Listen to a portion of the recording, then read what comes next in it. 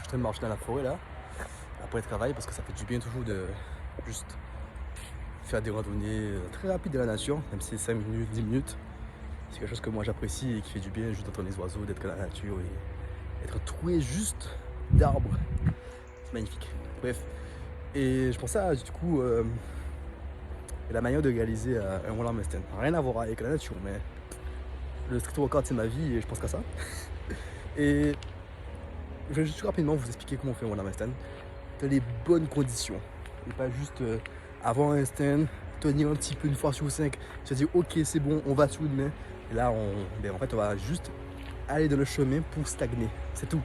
Moi je fais ça. J'ai essayé de faire un one arm handstand comme ça, parce que j'avais un bon one arm handstand, je faisais des push-ups. J'avais un bon handstand, je faisais des push-ups, et je me suis dit, vas-y, pourquoi pas essayer. Et j'essayais, ça tenait pas. Bien, logique. Et j'ai fait ça pendant, environ 3 ans, sans progresser. Voilà. Et ce moment où je tenais, c'est les coups de chance, parce qu'il y a bien sûr, il y a une partie équilibre qui fait que tu peux tenir comme ça. Voilà. Mais tu vas tenir à peine 2-3 secondes, quoi. Mais c'est possible. Ce qu'on cherche. Là, j'ai eu de l'expérience qui a fait que j'ai compris comment l'apprendre. J'ai donné des conseils à certaines personnes qui ont réussi à l'apprendre. Donc, ça fonctionne ce que je dis. Donc, suivez ce que je vous dis et vous allez avoir le one arm handstand. Premièrement, il y a des prérequis. Les premiers prérequis, c'est vraiment avoir 1 minute de handstand au sol. Voilà, tout simplement. De savoir faire le handstand. Déjà, il ne faut pas que le handstand soit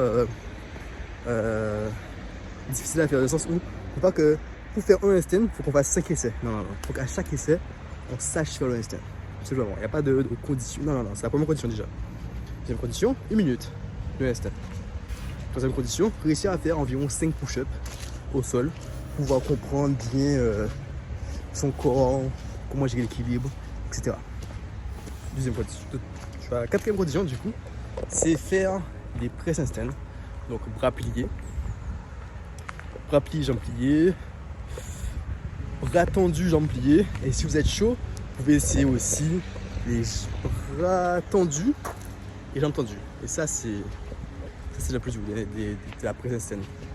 Et ça va aussi participer à la compréhension de l'équilibre dans l'effort et aussi avoir, vous montrer à vous-même que vous avez de la force dans les épaules.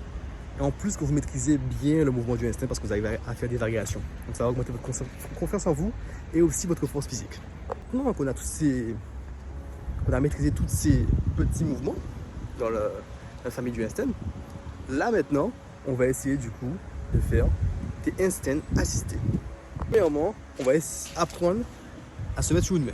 Donc on va apprendre à faire du coup le one arm handstand, ok, assisté avec 5 doigts, donc comme ça, contre le mur. Voilà, tout simplement. Toujours en straddle maintenant. Maintenant on est en straddle. Ok. Lorsque vous apprenez à tenir comme ça 30 secondes au minimum, vous pouvez essayer de taper 45 secondes, c'est l'idéal. Là, vous pouvez passer à l'étape suivante. Parce que là, on est dans les étapes du coup du one arm handstand vraiment. C'est la première étape. Deuxième étape, du coup, dernière étape des prérequis, c'est de faire des assouplissements. C'est-à-dire se mettre, je fais une vidéo du coup d'illustration qui s'affiche maintenant. Et en fait, c'est des assouplissements obliques qui vont vous permettre d'avoir la mobilité idéale pour pouvoir partir sur le côté et d'engager bien vos obliques pour pouvoir tenir sur un handstand. Parce que quand on n'a pas de mobilité, on peut être raide. C'est possible d'avoir la mobilité naturellement, bien sûr. Mais moi, je ne l'ai pas eu. J'ai beaucoup de potes qui ne l'ont pas eu. Donc, je vous conseille d'en faire. Voilà, d'ajouter cela à vos étirements parce qu'il faut s'étirer. Et il faut ajouter ces mouvements à votre routine d'étirement pour pouvoir justement avoir la mobilité pour le one arm handstand. Du coup, deuxième étape pour le one arm handstand directement, c'est de faire un handstand, d'aller faire, en fait c'est du handstand to handstand flag en straddle. Des fois des presses, de partir en handstand flag et de revenir. Handstand flag, revenir. Au début bien sûr, on va pas réussir à aller très loin, ça va aller très bas. Donc on va pas réussir à aller en flag vraiment, mais le but c'est d'aller petit à petit, de plus en plus en flag pour renforcer les obliques et être habitué à utiliser ses obliques, ok, et d'avoir plus de mobilité du coup dans cette direction. Et voilà. D'après, c'est de faire ce qu'on faisait sur le mur, mais en free, donc en équilibre. Donc se mettre en handstand, partir en straddle, et là partir en one arm handstand assisté, ok. Donc au début, on peut juste faire des essais, c'est-à-dire partir en assisté, et si on n'arrive pas à en perdre l'équilibre, on revient en handstand. On va pas en assisté, on revient en handstand. Voilà, c'est juste pour essayer de comprendre le mouvement petit à petit. Du coup, naturellement, l'étape suivante, c'est de partir en one arm handstand assisté et de tenir avec les 5 doigts. Et là maintenant, c'est juste partir maintenant à maîtriser ce mouvement précis. Là du coup, on fait vraiment un one arm handstand avec les bons muscles et tourner assisté, c'est tout. Par contre, n'oubliez jamais la technique, c'est vraiment de ressortir l'épaule, ok?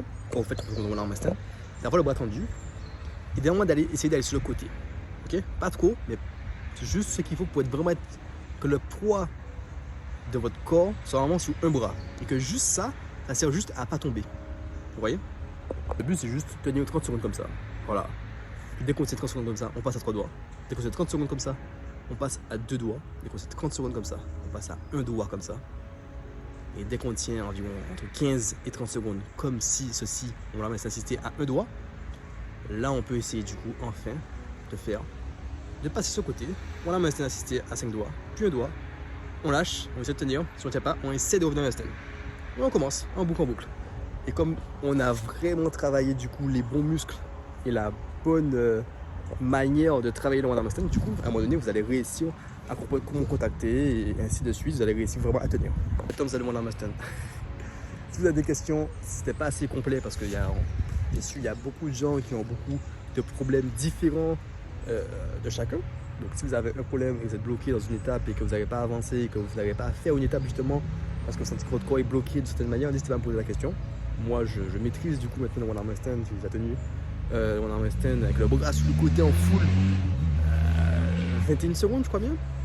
Et le one arm stand straddle j'ai tenu 24 secondes, voilà. J'arrive à le tenir même quand je suis fatigué et donc j'ai une bonne maîtrise, donc maintenant je me sens apte à justement l'enseigner. Donc n'hésitez pas à me poser des questions si vous en avez.